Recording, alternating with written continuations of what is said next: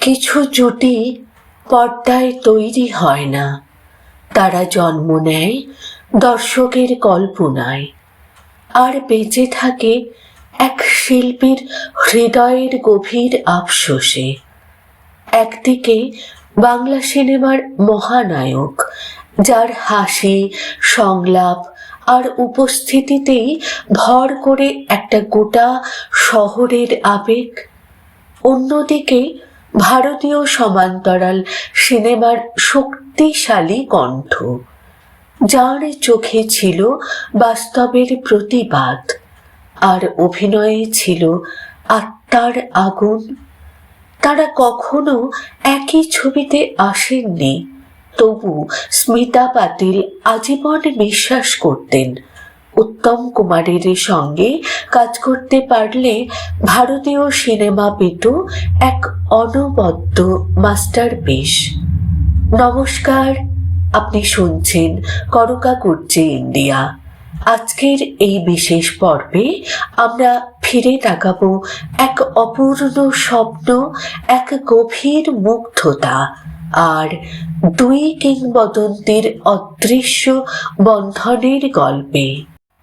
স্মিতা পাতিল ভারতীয় সমান্তরাল সিনেমার শক্ত মেরুদণ্ড, যার অভিনয়ে ছিল না অতিরঞ্জন, ছিল না গ্ল্যামারের মোড়ক, ছিল বাস্তব, ছিল সত্য, ছিল মানুষের কথা।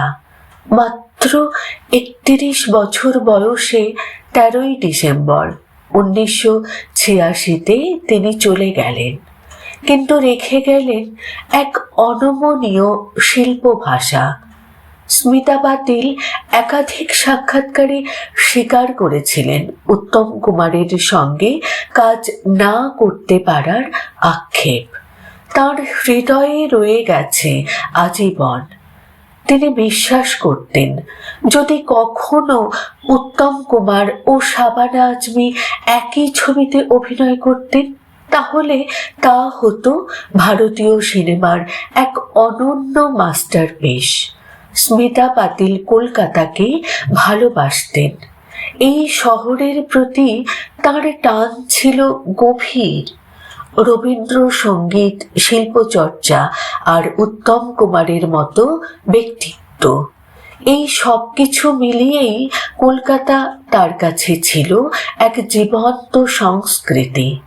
তিনি বলেছিলেন, কলকাতা মানেই উত্তম কুমারকে অস্বীকার করা যায় না। কলকাতার মানুষ উত্তম কুমারকে আলাদা চোখে দেখে। এই কথাটা বলেছিলেন স্মিতা পাতিল নিজেই। বোম্বেতে রাজেশ খান্না, দেব আনন্দের ছিল অসাধারণ গ্ল্যামার ক্রেজ, কিন্তু তা অনেকটাই রূপ আর হাসির প্রতি আকর্ষণ।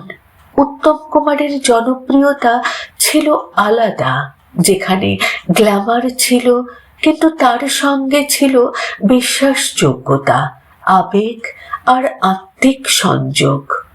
স্মিতা পাতিল বিশেষভাবে মুগ্ধ ছিলেন উত্তম কুমারের অভিনয় ক্ষমতায়।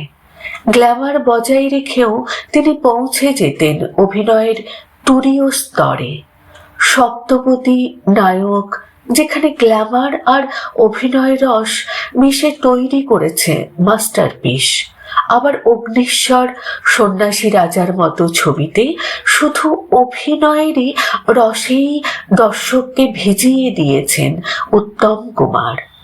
উত্তম কুমার প্রয়াত হন 1980 সালে, আর স্মিতা পাতিলের উত্থান 70-এর দশকের শেষ ও 80-র দশকের মাঝামাঝি।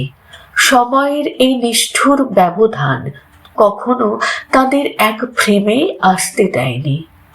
উত্তম কুমার ছিলেন বাংলা সিনেমার মহানায়ক, স্মিতা পাতিল ছিলেন ভারতীয় সিনেমার বিবেক। দুজনের পথ আলাদা ছিল, কিন্তু শিল্পের প্রতি দায়বদ্ধতা ছিল এক। হয়তো তাদের জুটি আমরা পর্দায় দেখিনি, কিন্তু কল্পনায় এই জুটি আজও সম্পূর্ণ। এই ছিল আজকের করকা করছি ইন্ডিয়ার গল্প। যদি ভালো লাগে তবে লাইক শেয়ার করতে ভুলবেন না।